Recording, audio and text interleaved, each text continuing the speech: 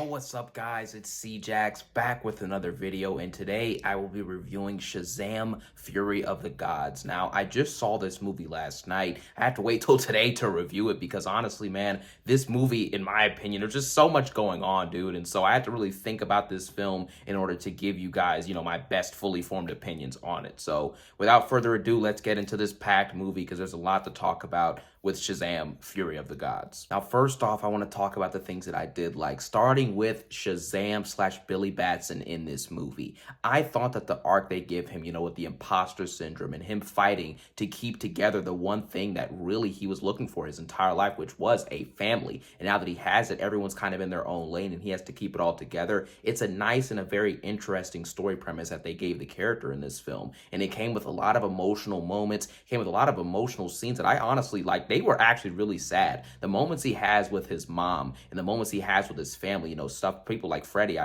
it was very, very awesome, man. Very, very good to see. And quite frankly, the Shazam aspect with the imposter syndrome and his dynamic with his family is what carries the story of this movie and the movie in general, in my personal opinion. And so seeing how they were able to really build upon his arc from the first movie and give him this arc in this film, that was very nice. And speaking of the family, I want to talk about the Shazam family because they were one of the good things in this movie. I don't think they were great or amazing. I'll explain why later, but they were pretty good to watch. Starting with Freddie Freeman, played by Jack Dylan Grazer. What a great job he did with this character, man. He was awesome to watch. They added so much charisma, so much fun, so much heart to this film. And the relationship he has with Billy is great. The relationship he has with the Wizard in this movie is very, very cool and unexpected. That was funny something funny in the movie that I didn't really expect, to be honest. And he also has a relationship with Anthea, played by Rachel Zegler, who does a pretty solid job. Seeing them go back and forth in their little love relationship was pretty cool, man. It added a little bit more heart to the film. I don't think it's like the greatest relationship ever or anything, but it was pretty cool to see in the movie. And the rest of the Shazam family, they add some more fun into the movie. You have Mary Marvel, you have Darla, you have everybody else. They all have their fun little scenes and fun little moments, like Darla with the Skittles and the unicorn stuff. That was that was so corny, but it was hilarious. I'm not gonna lie to you guys, man. And to see the parents as well, Mama Rosa and the dad, they both did a good job, providing some more emotion into this movie as well. And that's one thing about the Shazam family in this film. You can pretty much feel the emotional weight when they have their moments with Billy, when he has to go out and fight his own battles as Shazam, or when they're outside of that, that blue bubble thing and they have to talk to Billy one last time before he dies. It is just, it is really good. Those scenes are really good with the family, and they provide a lot of emotional weight, funny moments, and also the comedy in this film with the family. And just in general, the comedy in this movie hits really hard. I laughed so much watching this movie, and honestly, bro, they picked up exactly where they left off in the first film when it comes to comedy and with the tone. So tone and comedy I thought were consistent. The Shazam family adds a lot of fun, a lot of funny moments, some emotion in there as well. And it's pretty cool to see them all connect with Billy and connect with each other. So that was nice. And lastly, for the things that I did like, I want to talk about the performances because I think the performances from top to bottom, with the exception of a few characters, were pretty good. Everyone added something to the movie with their performance, and you can tell they had fun making it, so that was really nice. And on top of that, the VFX in this movie were surprisingly solid. I didn't know the movie had an $100 million budget because looking at the trailers, it looked like garbage. However, the movie, for the most part, has solid VFX. There are some shots that look like crap, but there are also some shots that look pretty good as well. So that's that. And I just want to say, this action scene with the dragon and the lightning, and it's the football stadium, bro, this was absolutely sick. I think it could have been even better if there was more like hitting and like more stuff with the lightning, but overall, this was the best action scene in the movie, and I had to call it out. And another thing I did like is how they dove a little bit deeper into the mythology of Shazam and the lore. You have Stephen the Pen and all those books and the layers within the house of the Shazam family. All that stuff was pretty nice. And to see the family kind of interact with each other at the Shazam family meetings and all that stuff, it was really cool. And to see the Wizard continuing whatever he's doing, shows up at the end, he's got a fresh haircut. I'm not sure how that happens, but yeah, there's a lot of silly stuff in this film, but some of it works, some of it doesn't. And the Wonder Woman cameo was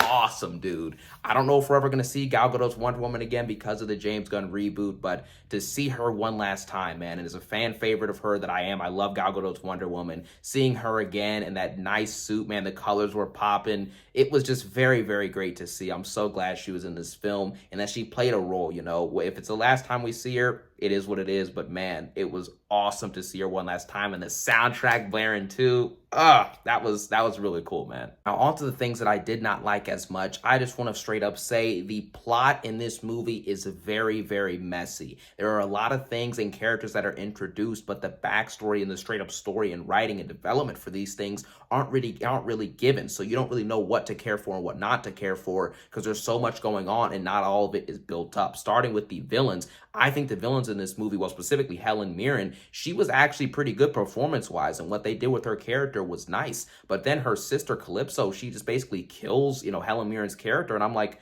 well, what? And then we're halfway through this movie, and they're doing all of this. I completely forgot that we didn't get a lot of backstory, a lot of flesh out for these characters to know who they are.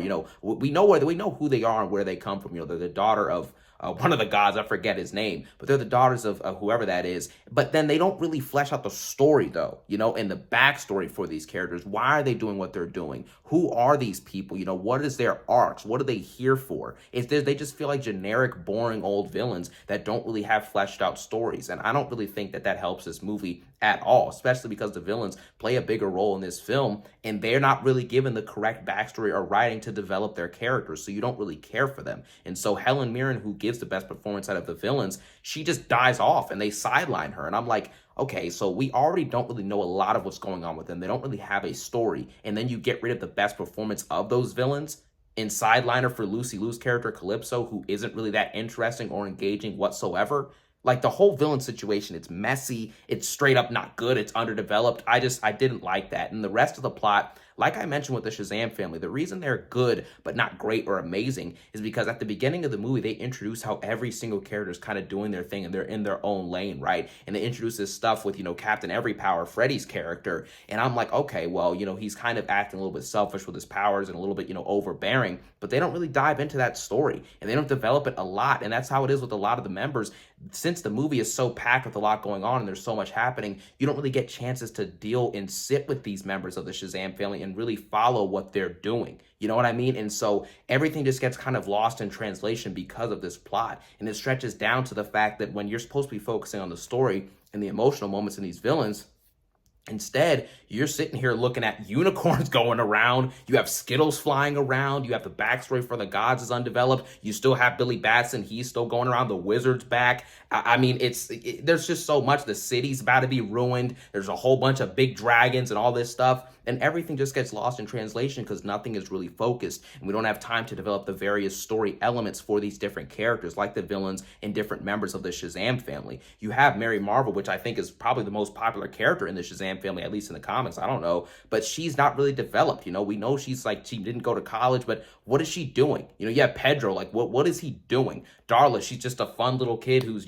playing with candy. I mean, but like, what is she doing? You know what I mean? And I just feel like something was missing there, and it all is predicated on how messy this plot is and how messy the pacing is as well. One moment you're here, then the next moment you're in a completely different scene. It's just very weird, man. And another thing that doesn't work in this movie is the corny moments. Some of the stuff that happens in terms of the line delivery, like when Zachary Levi tells Calypso that, she did weird flex or something with the dragon, it's cringe. Some of the line delivery from Calypso talking about the most cliche and generic villain lines that you could possibly put in the movie. Like, she says some of those, I'm just like, you know what I mean? Like, this is really borderlining on corny. And obviously some of the jokes and the moments and tone, they vary, and it's inconsistent. And so that is something that I thought was very, very iffy. The comedy and the tone works more times than it doesn't, but when it doesn't work, dude, it is very, very bad. And it's pretty embarrassing, I'm not going to lie to you. And another thing is that the action in this movie, sometimes it's shot very, very choppy. And on top of that, the scenes are just very repetitive, like the action scene at the cheesesteak spot,